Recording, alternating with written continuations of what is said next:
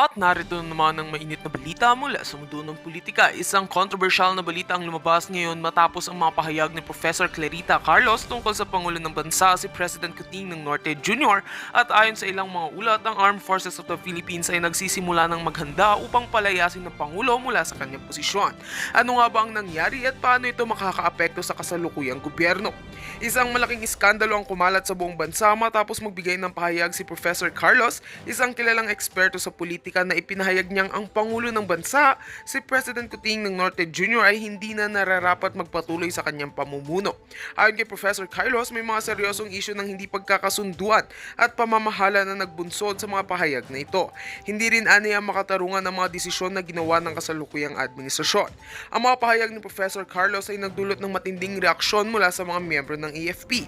Ayon sa ilang mga sources mula sa loob ng organisasyon, nagsimula ng magplano ang ilang mga high-ranking na opisyal ng AFP ng mga hakbang upang tiyakin ang kapakanan ng bansa at isa na rito ang posibilidad ng pagpapalaya sa Pangulo. Bagamat wala pang formal na anunsyo mula sa AFP, may mga indikasyong nagpapakita na ang mga hakbang na ito ay seryoso. Habang patuloy na umiikot ang balitang ito, marami na nagtatanong kung ano ang magiging reaksyon ng buong sambayanan at kung paano haharapin ng Administrasyong Marcos ang ganitong uri ng pressure. Ipinahayag naman ng ilang miyembro ng gabinete na patuloy nilang susuportahan ng Pangulo at ang mga hakbangin nito upang mapabuti ang bansa. Ngunit hindi nila matitiyak kung anong magiging epekto ng mga kaganapang ito sa kanilang mga plano. Tinututukan pa rin ng buong bansa ang susunod na mga hakbang ng pamahalaan at AFP hinggil sa isyong ito. Ayon sa mga eksperto, ang sitwasyong ito ay maaaring magdulot ng pagbabago sa political landscape ng Pilipinas. Samantalang, ang buong bansa ay naghihintay ng formal na pahayag mula sa mga otoridad, patuloy na nagiging tanging hamon ng pagkakaisa at katatagan ng bansa sa mga darating na araw. At heto nga mga balita ang ating pagkakatutukan at kung bago ka pa lamang sa aking channel, ay huwag kakalimutang mag-like, share and subscribe para updated ka sa aming mga bagong balita dito sa Tatak Pinas.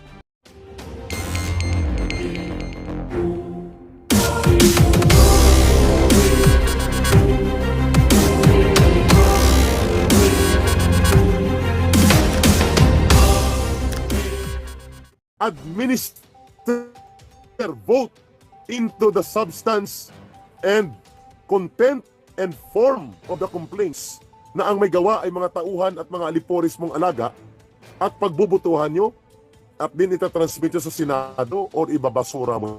Yun. Kasi ang break nila will be December 14, I think. Jointly, the Senate and the House of Representatives are going to go for a Christmas break or Christmas vacation. At ang alam natin, ang balik nila January 3rd week pa. So sa period na ito, pag hindi nila itinuloy na magbutuhan sa December 14, which is going to be next week, yan po ay sa darating na para kumalma ang Iglesia ni Cristo at nang mamaniobra nila. So the shots have been called and the lines have been on and the calls and challenges have been accepted now, not only by Iglesia but by the Filipino people. Ayun, pangalawang challenge yon.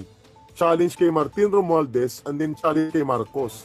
Kung hindi kayo nagdadrama-dramahan at hindi scripted yung ipinahayag ni Mr. Marcos, aba, ang sinabi ng Iglesia ni Cristo, they will not support any impeachment complaint against the Vice President because that is not to the interest of this country and that is not to the interest of the stability of our political and economic situation and that is not to the interest of the people and that is not into the wishes of the President.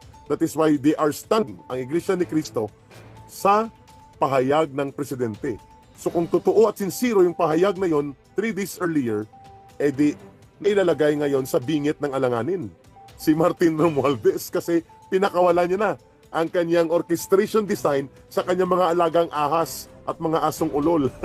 Yung tatlo na bloke na siyang pumupundot, kumukumpas. Bloke ng mga komunistang teroristang CPP, NPA, NDF at mga operatives nila. Bloke ng mga na komunistang nagaastang mga lider-lideran sa aktivismo na mga sinipa ng NPA, itong Akbayan Group at mga dilawan na mga oportunistang survivor na mga politiko nila De Lima, Trillanes at grupo nila. Saan kayo ngayon? Ang pangatlong pagbabantayan at mamatagan ng taong bayan. Ano? ang magiging hakbang. Anong gagawin ng Senado? Are they ready to accept the challenge now na kapag itinransmit sa kanila ang impeachment complaints na ito at idideklara nila Martin Romualdez, kapag pinilit nila ito, which we know they have the numbers, kasi nga kontrolado niya sa kanyang pamumudmud ng pera natin ng mga mamamayan at ginagamit nila pang bribe. Bribe sa ayuda here, ayuda there, para makabili ng political loyalty through political corruption, at bribe there sa mga operatiba niya sa loob ng Kongreso by way of projects, by way of SARO, kung ano-ano pang mga releases na hindi naman niya pera ng taong bayan yan. So ngayon, if they have the numbers, at ipipilit nila ito by December 12 or 13, anong gagawin ng Senado? Are they going to convene the impeachment court at the Senate and make an impeachment trial against the Vice President? Ayun. Abangan natin yan, mga kapatid, because sabi ko na, naiguhit ang linya ng paghuhukom sa kalagayang ito. Sabi ng Iglesia ni Cristo, we are not supporting any impeachment complaint against the Vice President, as that is not the stand. We stand by the stand of the President, Mr. Marcos. At naman ang gagawin din ng Senado dahil nagmamatyag ang Iglesia ni Cristo. And maybe even the religious Catholic group na dominant religious sector sa Pilipinas ay nagmamatyag na rin. Because we have already seen last week na nagsagawa ng statement ang Archdiocese of Manila through the leader of Archdiocese of Manila na si Cardinal Advincula na taga-Capiz. Dito yan ang galing sa probinsya namin, sa aming region sa Panay Island. So kapatid, mga kababayan, kaabang-abang po ito. Ang Senado ngayon ay nasa bingit din po ng alanganin kung hindi nila tatanggapin ang katotohanan na lumalaganap ang diskontento ng taong bayan dito sa maruming laro ng pamumulitika nila Martin Romualdez at sa gimik-gimika nila ni Marcos na pinsan niya. Sapagkat ang gusto talaga nila tanggalin sa equation ng political condition and landscape of the Philippines ang mag-amang Rodrigo Duterte at Sara Duterte para wala ng balakid sa kanilang very apparent and undeniable ambition to control and consolidate and concentrate power upon them beyond 2028. Kaya nagkagulo at nagkalitsi-litsi tayo. Ayan! Senado, tatanggapin nyo ito at magko-convict nyo ng impeachment trial laban kay Sara Duterte at i-convict nyo siya. Naku, taong bayan po ang nakamasid dito. Hindi lamang ang Iglesia ni Cristo. Bukas po, bago tayo matapos ngayon, bibigyan ko lang kayo ng konting background kahit mga 5 minutes lang. Ano po itong Makabayan Group na ito na tinatawag ni General Parladi na Kamatayan Group? Ito pong binubuo ng mga party list ng CPP, NPA, NDF na kami ang bumuo at ginagamit namin para mag-infiltrate sa gobyerno, makakuha ng pondo, makapasok sa Kongreso, makapasok sa bureaucracy, at magamit namin para magkaroon ng kaguluhan sa gobyerno, join the government to destroy the government. Pretend to use democracy in order to destroy democracy. Pretend to be bringing and fighting for the interests of the people in order to make the people become your weapon in advocating your agenda of ideology of communism. Ganon po ang taktika dyan kung bakit may mga party list. May sinasabi silang sectoral organizations. Ngayon, itong Makabayan Bloc o Kamatayan Bloc ay mga party list groups nila yan.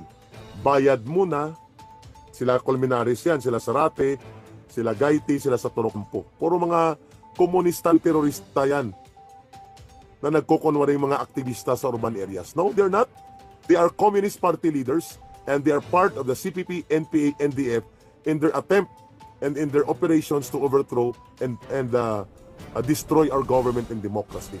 Hindi nga nila makondem-kondem ang CPP, NPA, NDF. Pa-deny-deny lang sila pero we cannot condemn and fight CPP, NPA, NDF the way we are doing this. Number 2, bayad muna Alliance of Communist Teachers ni Franz Castro. CPP, NPA, NDF party list din yan. Bayad Muna, ACT Teachers, Governors party list nila Brosas. Ang pang-apat ay ang grupo nila Raul Manuel na Kabataan NPA Recruiter Party List. Dati 5 sila niyan. May anak pawis pa o yung tinatawag na amoy pawis ng mga komunista. Na-eliminate po ito at na-disqualify na. So 4 na lang.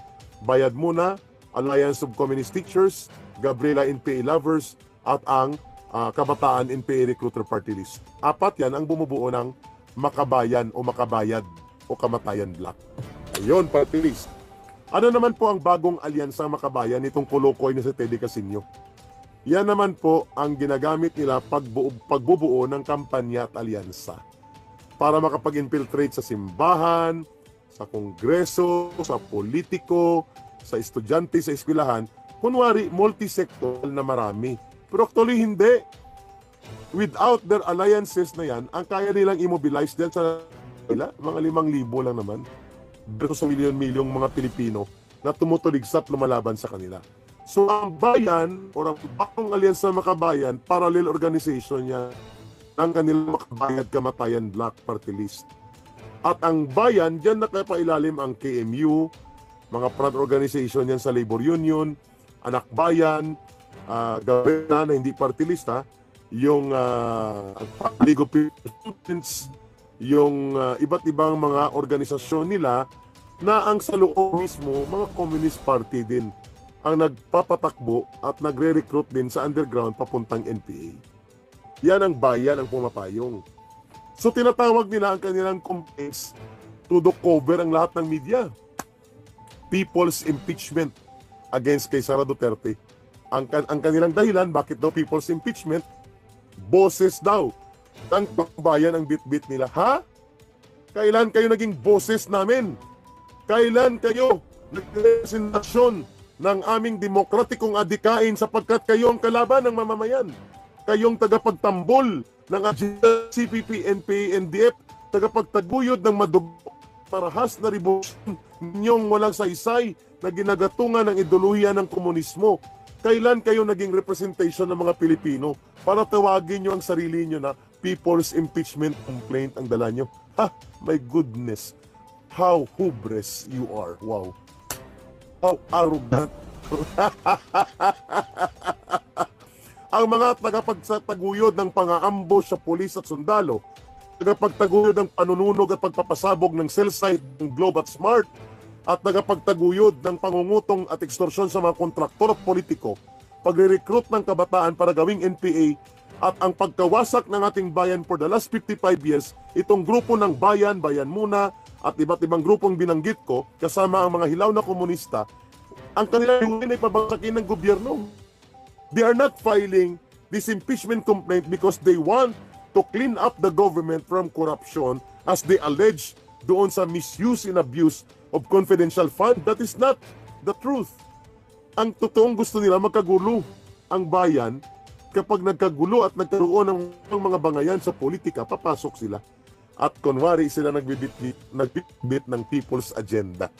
They call themselves the people's impeachment complaint. Wow! Akala nyo hindi kayo mabubuking ha?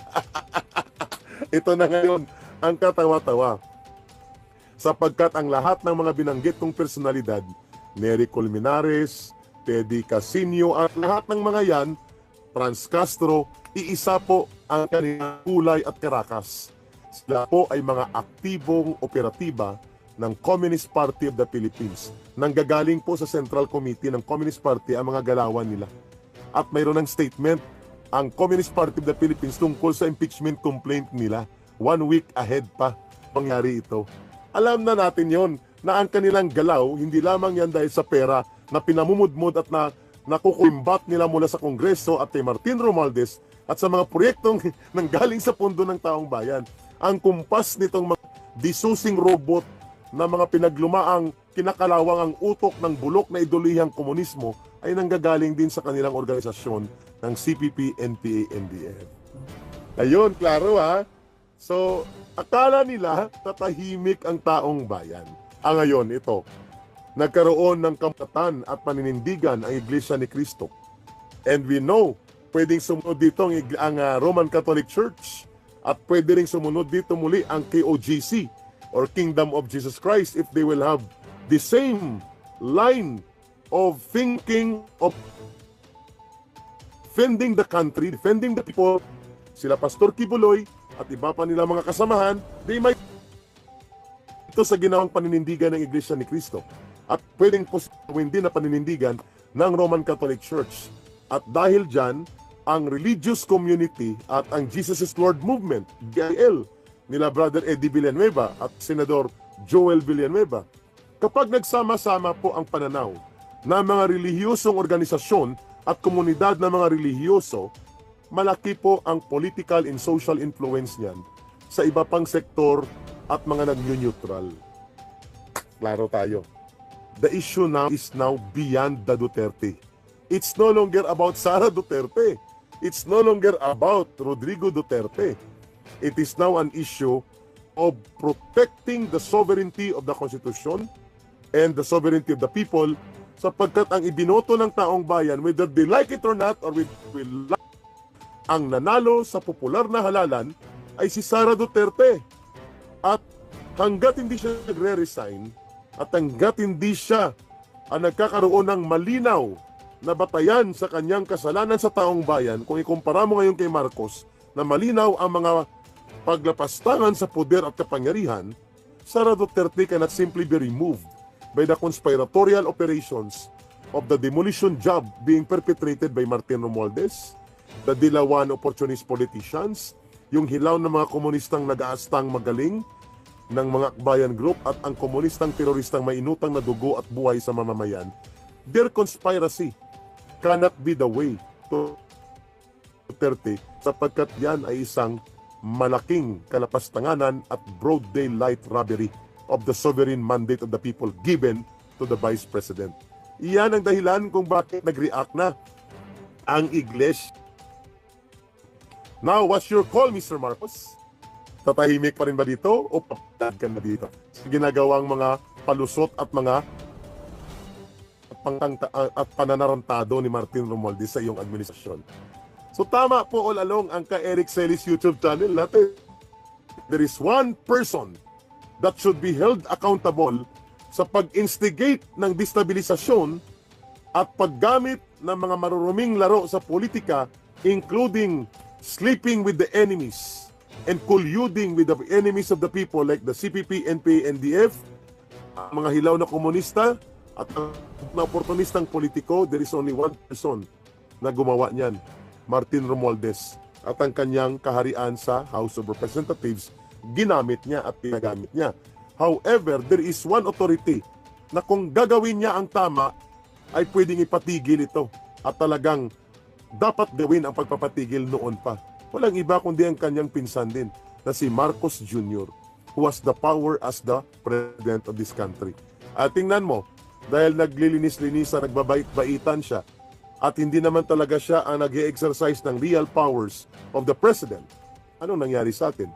Lugmok sa kaguluhan ating bayan. But one thing is sure, sa inilabas na pahayag ng Iglesia ni Cristo at ilalabas ng mga karagdagang pagpapaliwanag dito, marami po ang kanilang ma-inspire na mamamayang Pilipino, iba't ibang sektor ng lipunan na totoong nagre-represent na ng kabuuang kolektibong boses at kolektibong interes ng mga Pilipino, hindi ang mga bugos at pretensyos na grupo na adelantadong kinikilalang sarili nila na sila ang representasyon ng mamamayang Pilipino. Itong mga komunistang, teroristang, nag-aastang lider-lideran sa mga urban operations nila laban sa atin at through the way of pagkukunwari nila.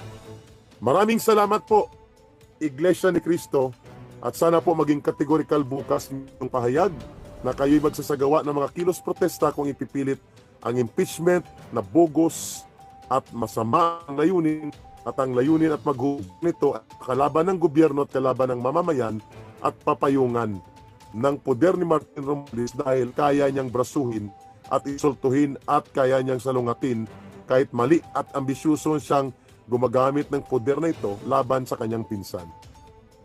tingnan natin mamaya or bukas anong mangyayari dyan. Kasi nangyari na ngayon sa South Korea. Although limited at binawi niya, the president tried to declare martial law on the basis na may mga communist infiltrators na nakapasok sa gobyerno nila na ang agenda nila ay sabutahihin ang budget ng kanilang gobyerno at pati na ang operations ng kanilang gobyerno. First time ko narinig yan, na anong ibig sabihin niya? Mayroong North Communist Party